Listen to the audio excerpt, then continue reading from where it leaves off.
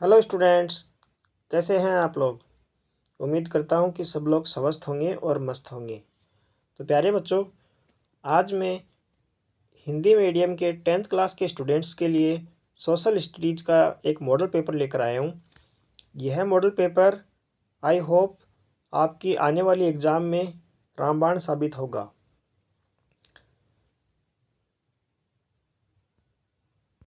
प्यारे बच्चों, आज मैं आप सबके लिए सोशल स्टडीज़ का जो पेपर लेकर आया हूं वो एग्ज़ाम में ना ना सिर्फ आपको कॉन्फिडेंस देगा, बल्कि आपको टाइम मैनेजमेंट सिखाएगा और बताएगा कि कौन सा क्वेश्चन कितने मार्क्स का है।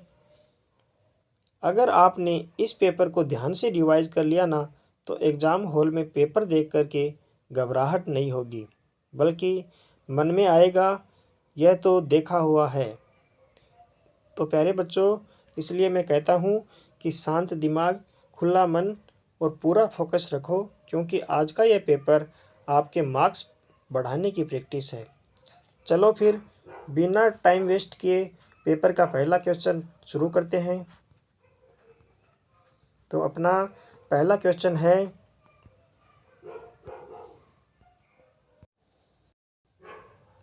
कि प्रथम विश्व युद्ध की शुरुआत कब हुई थी। तो ऑप्शन ए करेक्ट हो जाएगा 1914 में। ठीक है। इसके बाद अगला क्वेश्चन है, बारदौली सत्याग्रह का नेतृत्व किसने किया। तो इसमें ऑप्शन ब सही हो जाएगा, सरदार वल्लभ भाई पटेल ने। ठीक है। इसके बाद है अगला क्वेश्चन है, भाप के इंजन से संबंधित है। तो इसमें ऑप्शन ए सही हो जाएगा, जेम्स वॉट। इसके बाद अगला क्वेश्चन है, 1780 में प्रकाशित बंगाल गजट पत्रिका थी। तो यह कैसी पत्रिका थी। इसमें ऑप्शन ब सही होगा, साप्ताहिक थी। ठीक है। इसके बाद है, भारत के क्षेत्रफल का कितना प्रतिशत भाग पठारी क्षेत्र के अंतर्गत आता है। तो 27%, जो कि ऑप्शन ब करेक्ट हो जाएगा।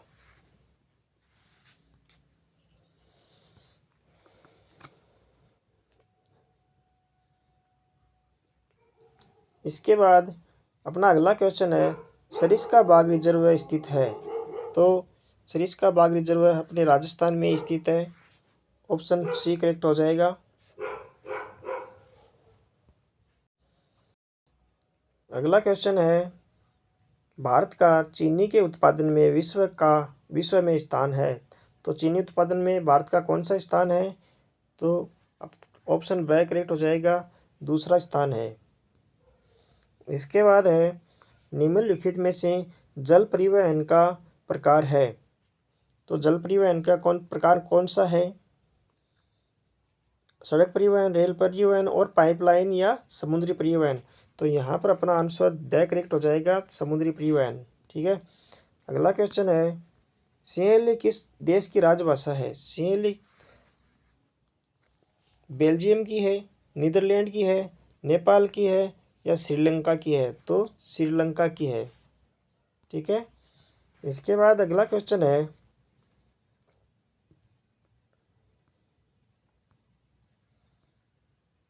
संविधान की 8वीं अनुसूची में दर्ज भाषाओं की संख्या है। तो कितनी भाषाओं की संख्या है 8वीं अनुसूची में दर्ज। तो ये ऑप्शन सी करेक्ट हो जाएगा और 22 भाषा दर्ज है। इसके बाद है, 2011 की जनगणना के अनुसार भारत का लिंगानुपात कितना है। तो ऑप्शन ब सही हो जाएगा, 943। ठीक है।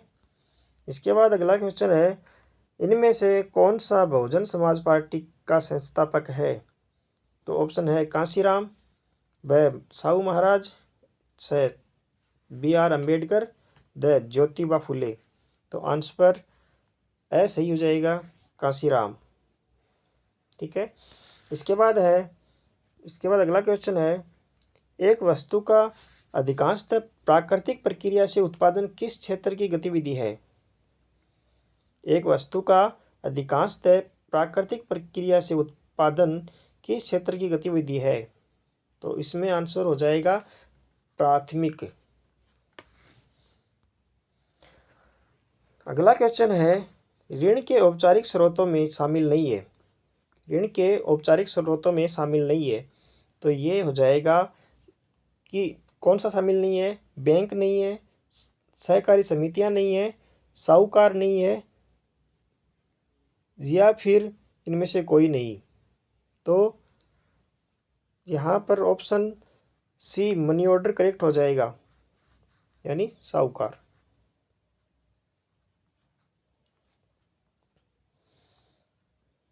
अगला क्वेश्चन है, अंतर्राष्ट्रीय व्यापार से संबंधित नियमों को निर्धारित कौन करता है? WTO, UNO, RBI या सभी करते हैं? तो आंसर अपना हो जाएगा, अंतर्राष्ट्रीय व्यापार से संबंधित नियमों को निर्धारित करता है WTO। ठीक है। इसके बाद अगला क्वेश्चन है, रिक्त स्थानों की पूर्ति करना है। ठीक है। तो अपना पहला क्वेश्चन है, मुंबई में पहली कपड़ा मिल कब लगी थी? तो कब लगी थी? तो यहाँ पर हो जाएगा 1854 में लगी थी। ठीक है। अगला क्वेश्चन है, गुलामगिरी पुस्तक के लेखक हैं। गुलामगिरी पुस्तक के लेखक कौन है? तो ज्योतिबा राव फुले। ठीक है। आंसर है ज्योतिराव फुले।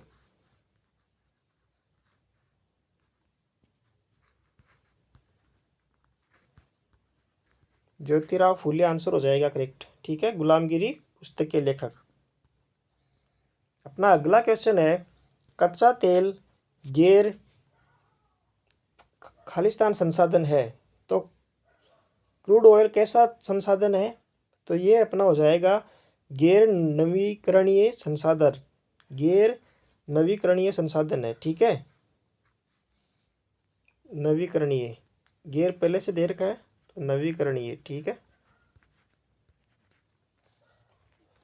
नवीकरणीय, गैर नवीकरणीय संसाधन है। अगला क्वेश्चन है, विभिन्न देशों के बीच परस्पर संबंध और तीव्र एकीकरण की प्रक्रिया है, तो इसे क्या कहते हैं?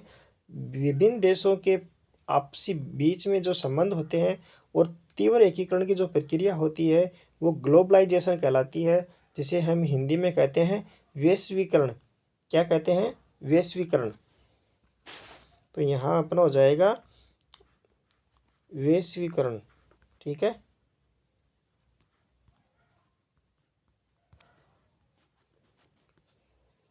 फोर का आंसर हो जाएगा ग्लोबलाइजेशन या वैश्वीकरण। अगला क्वेश्चन है, शिरोमणि अकाली दल का संबंध मुख्यतः है, तो शिरोमणि अकाली दल का संबंध कौन से राज्य से है, कौन से स्टेट से है? तो इसका आंसर हो जाएगा पंजाब से।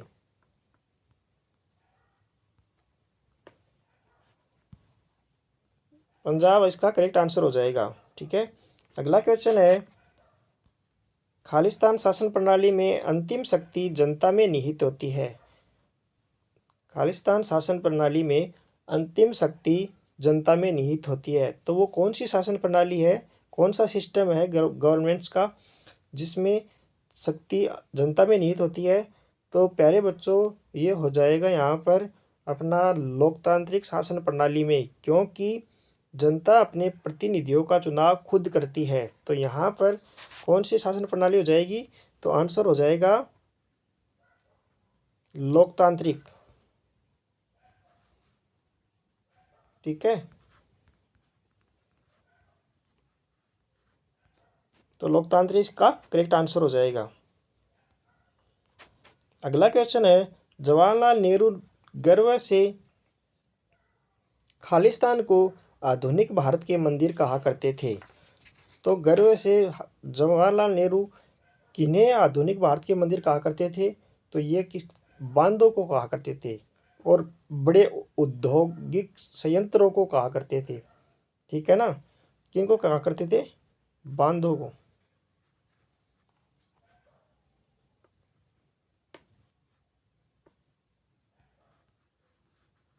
बांधों को और औद्योगिक संयंत्रों को, बड़े औद्योगिक संयंत्रों को कहा करते थे। अब अपना अगला क्वेश्चन है जो कि अति गुत्रात्मक क्वेश्चन है, very short answer type question. तो इनका आंसर चलो देखते हैं क्या होता है। एक एक नंबर के हैं और ये जो पीछे वाले थे वो भी एक एक नंबर के थे। तो पहला क्वेश्चन है, बेगार क्या है? What is begar? तो प्यारे बच्चों, बेगार का मतलब है बिना भुगतान के जबरन श्रम कराना, यानी बिना भुगतान के किसी व्यक्ति से बिना पारिश्रमिक या भुगतान के जबरदस्ती काम करवाना, इसे ही बेगार कहते हैं। ठीक है। अगला क्वेश्चन है, फ्लाई शटल क्या है? फ्लाई शटल क्या है? What is fly shuttle? तो इसका आंसर हो जाएगा, बुनाई में प्रयुक्त एक यांत्रिक उपकरण है। फ्लाई शटल बुनाई में प्रयुक्त एक यांत्रिक उपकरण है। फ्लाई शटल बुनाई के करघे में इस्तेमाल किया जाने वाला एक उपकरण है। करघा नहीं होता क्या, जो गांधी जी चलाते थे, उसी तरीके से चरखा होता है ना, वो इस तरीके से करघा होता है। तो जिसने बुनाई प्रक्रिया को तेज और आसान बना दिया है, तो फ्लाई शटल कहते हैं उसे। इसके बाद है अपना अगला क्वेश्चन है कि स्पिनिंग जेनी का आविष्कार किसने किया?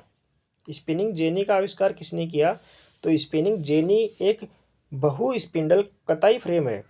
स्पिनिंग जेनी एक बहु स्पिंडल कताई फ्रेम है। इसका आविष्कार 1764 में लंकाशायर इंग्लैंड में जेम्स हरीग्रीव्स ने किया था और यह औद्योगिक क्रांति के दौरान कपड़ा उत्पादन में एक महत्वपूर्ण नवाचार था।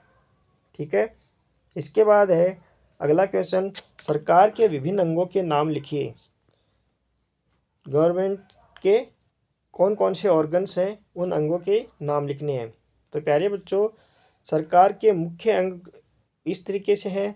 तो पहला जो है वो पहला अंग है विधायिका, दूसरा है कार्यपालिका और तीसरा है न्यायपालिका। विधायिका, कार्यपालिका और न्यायपालिका, 3 अंग है सरकार के। ठीक है। अगला क्वेश्चन है, वर्ण व्यवस्था से आप क्या समझते हैं? वर्ण व्यवस्था से आप क्या समझते हैं? पहले तो वर्ण व्यवस्था को समझने से पहले मैं आप लोगों को सरकार के जो 3 अंग हैं उनके कार्य भी बता देता हूँ। तो सुनो, सरकार के तीनों अंग जैसे विधायिका, कार्यपालिका और न्यायपालिका है ना। तो विधायिका कानून बनाती है, कार्यपालिका उन्हें लागू करती है और न्यायपालिका उन कानूनों की व्याख्या करती है। ठीक है। तो चलो अब आगे देखते हैं वर्ण व्यवस्था से क्या समझते हैं। अपना 5th क्वेश्चन है, वर्ण व्यवस्था से क्या समझते हैं? तो इसका आंसर हो जाएगा, वर्ण व्यवस्था हिंदू समाज में सामाजिक स्त्रीकरण की एक प्राचीन प्रणाली है। वर्ण व्यवस्था हिंदू समाज में सामाजिक स्त्रीकरण की एक प्राचीन प्रणाली है। वर्ण व्यवस्था को 4 मुख्य सामाजिक वर्गों में विभाजित करती है। 4 मुख्य वर्ग कौन कौन से हैं? ब्राह्मण, क्षत्रिय, वैश्य और शूद्र।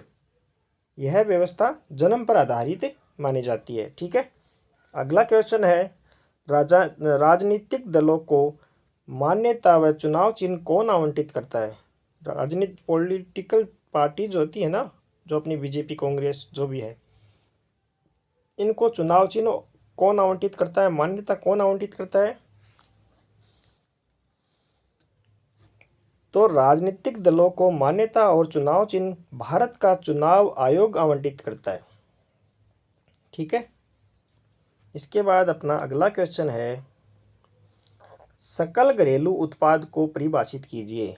Define gross domestic products.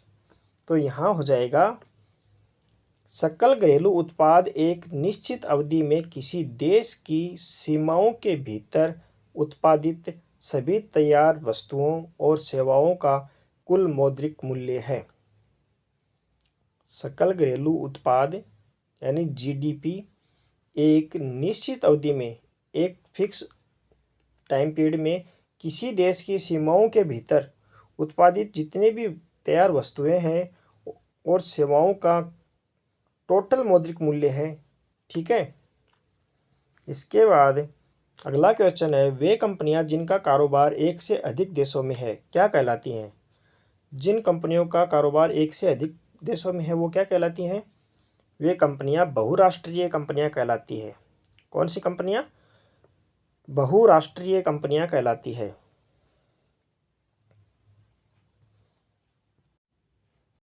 अब ना अगला क्वेश्चन है, भारतीय वन्य जीव रक्षण अधिनियम किस वर्ष लागू किया गया? भारतीय वन्य जीव रक्षण अधिनियम किस वर्ष लागू किया गया? तो भारतीय वन्य जीव संरक्षण अधिनियम 1972 में लागू किया गया था।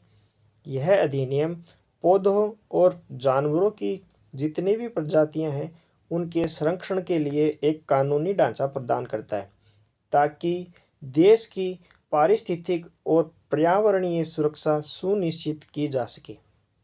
ठीक है, फिर से बोलूं कि भारतीय वन्य जीव संरक्षण अधिनियम 1972 पौधों और जानवरों की प्रजातियों के संरक्षण के लिए एक कानूनी ढांचा प्रदान करता है ताकि देश की पारिस्थितिक और पर्यावरणीय सुरक्षा सुनिश्चित की जा सके। ठीक है। अब अपना अगला क्वेश्चन है, ध्वनि प्रदूषण से मानव पर क्या प्रभाव पड़ते हैं? ध्वनि प्रदूषण से मानव पर क्या प्रभाव पड़ते हैं? तो सुनिए, ध्वनि प्रदूषण के मानव स्वास्थ्य पर कई नकारात्मक प्रभाव पड़ते हैं, जिनमें सुनने की क्षमता में कमी आती है, तनाव बढ़ता है और कई जो बहुत सारे लोगों के बीपी जो होते हैं ना, बीपी ब्लड प्रेशर, उच्च रक्तचाप, हाई ब्लड प्रेशर हो जाता है। ठीक है। और लगातार या अत्यधिक शोर के संपर्क में आने से, अत्यधिक ध्वनि प्रदूषण या शोर के संपर्क में आने से शारीरिक और मनोवैज्ञानिक दोनों तरह के स्वास्थ्य सेवा समस्याएं हो सकती है। मुख्य प्रभावों में नींद में खलल, हृदय रोग का खतरा बढ़ना और मानसिक तनाव भी शामिल है।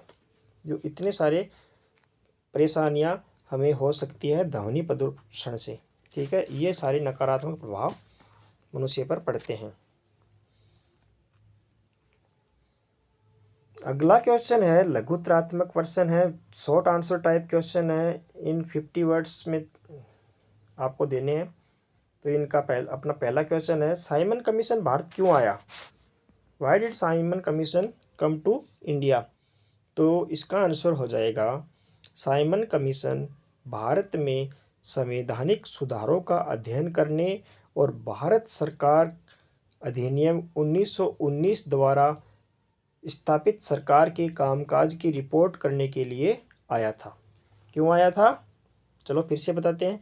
साइमन कमीशन भारत में संवैधानिक सुधारों का अध्ययन करने और भारत सरकार अधिनियम 1919 द्वारा स्थापित सरकार के कामकाज की रिपोर्ट करने के लिए आया था। ठीक है। और इसका मुख्य उद्देश्य भारत में राजनीतिक स्थिति की जांच करना और यह सिफारिश करना था कि आगे संवैधानिक सुधारों की कितनी आवश्यकता है। हालांकि इसमें कोई भी भारतीय सदस्य शामिल नहीं था, जिसके कारण भारत में इसका व्यापक विरोध हुआ था। समझ गए? अब अपना अगला क्वेश्चन है, मुद्रण संस्कृति ने भारत में राष्ट्रवाद के विकास में क्या योगदान दिया? मुद्रण संस्कृति ने भारत के राष्ट्रवाद के विकास में क्या योगदान दिया? तो इसका आंसर सुन लीजिए, मुद्रण संस्कृति ने विचार के प्रसार, राष्ट्रवादी भावनाओं को बढ़ावा देने और लोगों को एकजुट करने में महत्वपूर्ण योगदान दिया। मुद्रण संस्कृति ने क्या क्या किया? मुद्रण संस्कृति ने विचारों के प्रसार, राष्ट्रवादी भावनाओं को बढ़ावा देने और लोगों को एकजुट करने में महत्वपूर्ण योगदान दिया। इसने राष्ट्रवादी समाचार पत्रों और पुस्तकों के माध्यम से औपनिवेशिक कुशासन की आलोचना करने के लिए एक मंच प्रदान किया। इसने विभिन्न सामाजिक समूहों के बीच संवाद और संपर्क स्थापित करने में भी मदद की, जिससे उनमें अपने साझा लक्ष्यों के प्रति जागरूकता बढ़ी। ठीक है। अब अपना अगला क्वेश्चन है, सत्ता की साझेदारी क्यों जरूरी है? सत्ता की साझेदारी क्यों जरूरी है? सत्ता की साझेदारी क्यों जरूरी है? इसका आंसर है कि सत्ता की साझेदारी लोकतंत्र के सुचारू संचालन और स्थिरता के लिए आवश्यक है। सत्ता की जो साझेदारी है लोकतंत्र के सुचारू संचालन और स्थिरता के लिए आवश्यक है। ठीक है।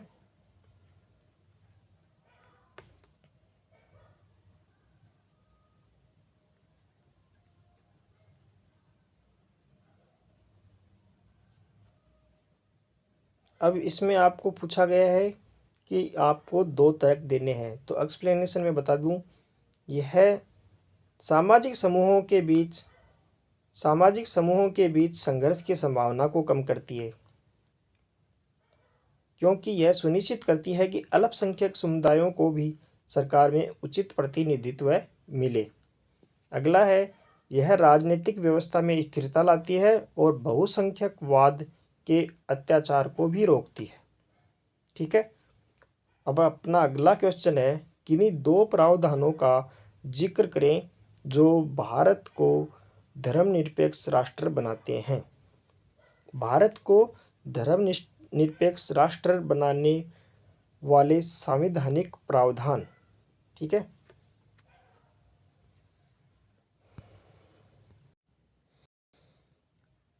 तो इसका आंसर है कि संविधान कई प्रावधानों के माध्यम से भारत को एक धर्मनिरपेक्ष राज्य बनाता है।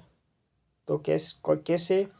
तो सुन लीजिए, भारत में कोई आधिकारिक राज्य धर्म नहीं है और राज्य सभी धर्मों के लिए प्रति तटस्थता बनाए रखता है, यानी कि इंडिया में सभी धर्मों को इक्वल माना जाता है। ठीक है। सभी धर्मों की रक्षा की जाती है। संविधान में सभी नागरिकों को किसी भी धर्म को मानने, अभ्यास करने और प्रचार करने की स्वतंत्रता है। संविधान में यह भी प्रावधान है कि जो भी नागरिक है वह किसी भी धर्म को मान सकता है, उसका प्रचार प्रसार कर सकता है, यह सभी उनको स्वतंत्रता है। ठीक है। इसीलिए धर्मनिरपेक्ष राष्ट्र है। अगला क्वेश्चन है 8वां, राजनीतिक दलों में सुधार के कोई 2 बिंदुओं का उल्लेख करो। ठीक है। तो इसका आंसर हो जाएगा, राजनीतिक दलों में सुधार के लिए आंतरिक लोकतंत्र और वित्तीय पारदर्शिता महत्वपूर्ण है। दलों के भीतर नियमित, निष्पक्ष और पारदर्शी चुनाव सुनिश्चित किए जाने चाहिए ताकि नेतृत्व कुछ व्यक्तियों तक सीमित ना रहे। ठीक है।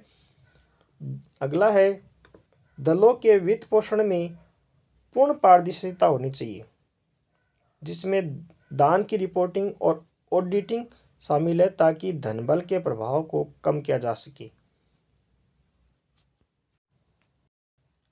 राजनीतिक दलों में सुधार के लिए जो आपने सुना, इसका पारदर्शिता का मतलब यहाँ पर है कि पारदर्शी चुनाव हो, यानी कोई भी इनमें बीच में कोई सारी की सारी निष्पक्षता हो, किसी एक कुछ व्यक्तियों तक जो भी चुनाव है सीमित ना रहें। ठीक है। और कोई धनबल से अपन ये चुनाव वगैरह नहीं जीते, इसके लिए पारदर्शिता होनी चाहिए। ठीक है।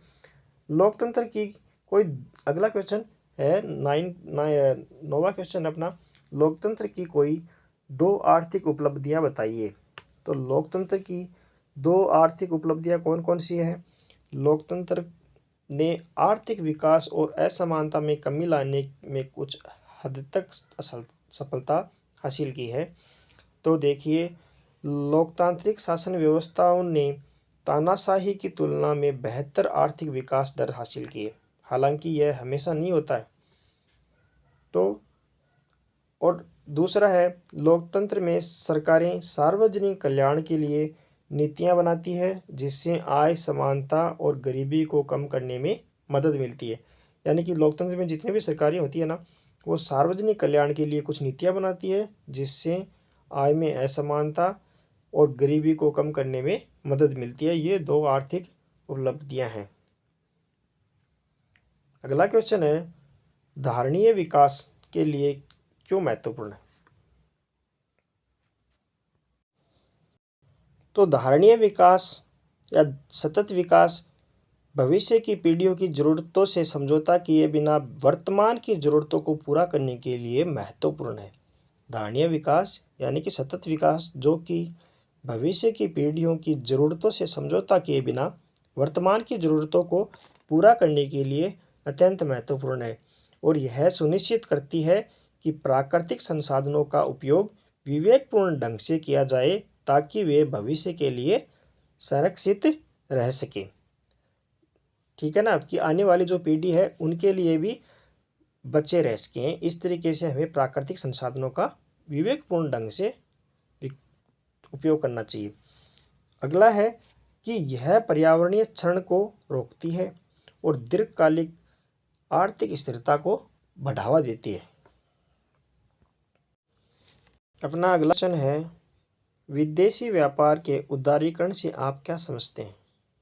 ठीक है ना, तो इसका आंसर हो जाएगा, विदेशी व्यापार का उदारीकरण व्यापार बाधाओं या प्रतिबंधों को हटाने या कम करने की एक प्रक्रिया है।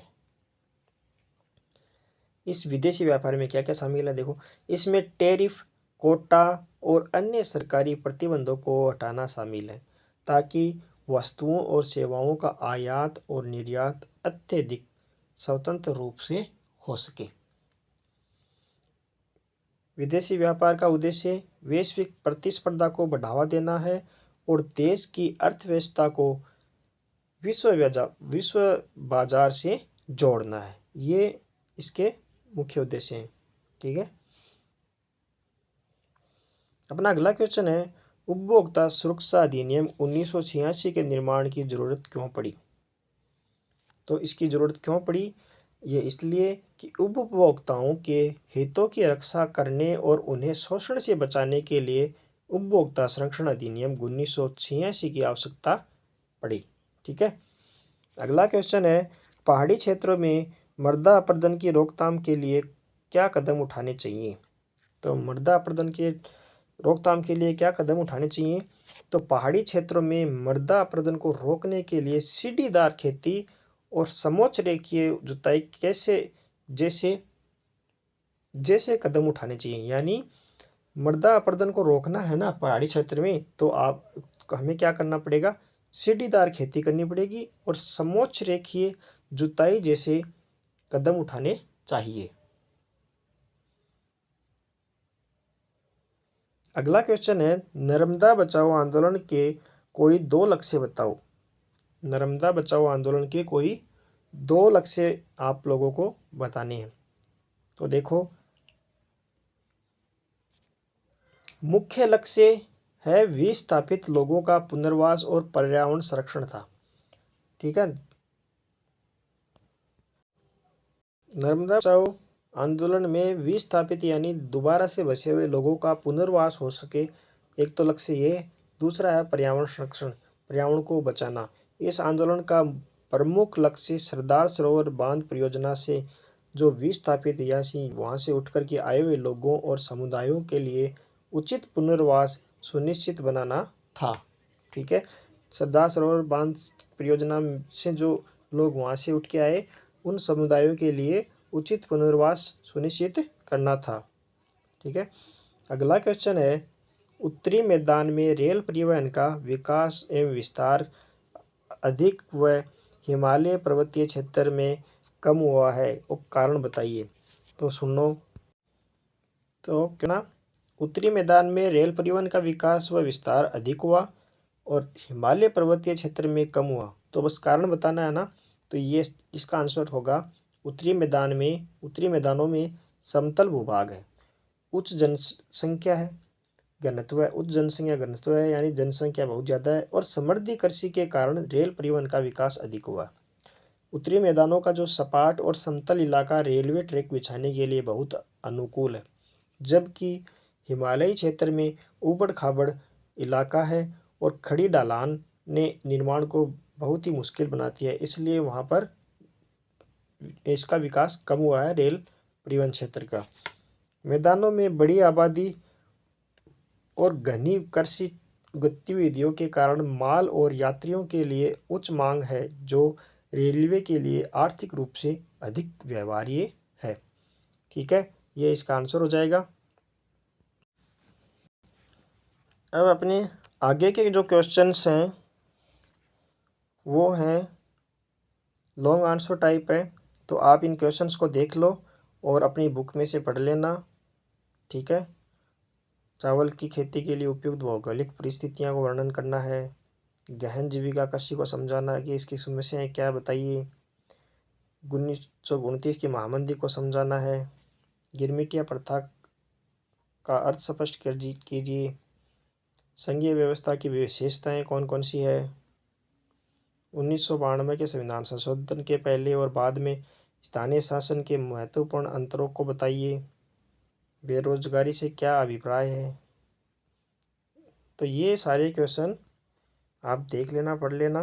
ठीक है, और कुछ टिप्पणियां हैं, इनको डिस्क्राइब करना है। वस्तु विनिमय के दोष और मुद्रा के कार्य, साख से आप क्या समझते हैं, इसको समझाइए। फ्रांसीसी क्रांति के पश्चात फ्रांस में आए बदलावों को विस्तार से वर्णन करना है। तो ये सारे क्वेश्चन हैं। अब लास्ट में आएंगे आप लोगों के लिए भारत के रेखा मानचित्र। ठीक है ना, मानचित्र के क्वेश्चन आएंगे। तो सिंगरौली, सिंगरेनी, रानीगंज, नेवेली ये हैं। तो मेरे पास मैप तो नहीं है, लेकिन मैं बता दूं, सिंगरौली जो कि कहाँ लोकेटेड है, मध्य प्रदेश एंड उत्तर प्रदेश में। ठीक है,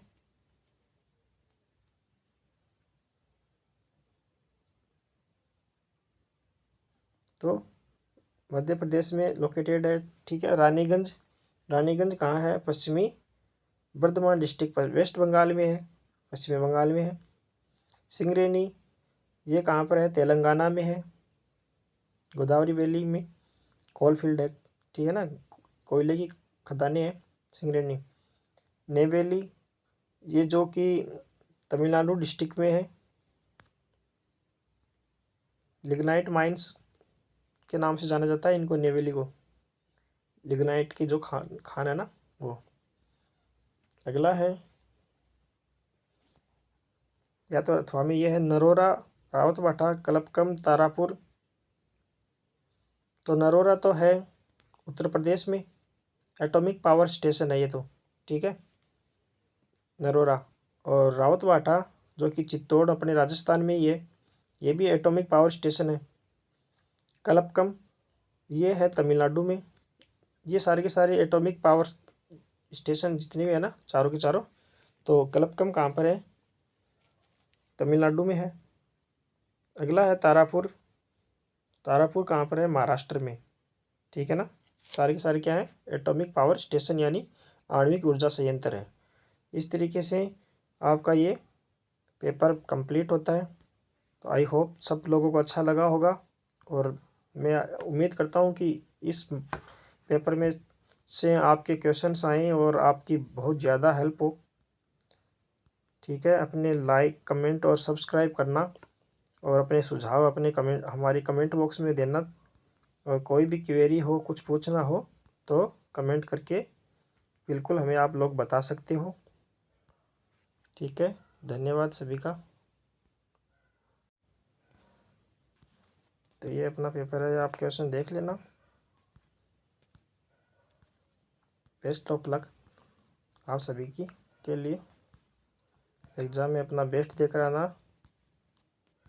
और जिसे भी एग्ज़ाम के बाद अच्छा लगे कि पेपर से हमें बहुत ज़्यादा हेल्प हुई है, तो कमेंट बॉक्स में हमें कमेंट ज़रूर कीजिएगा। Thank you.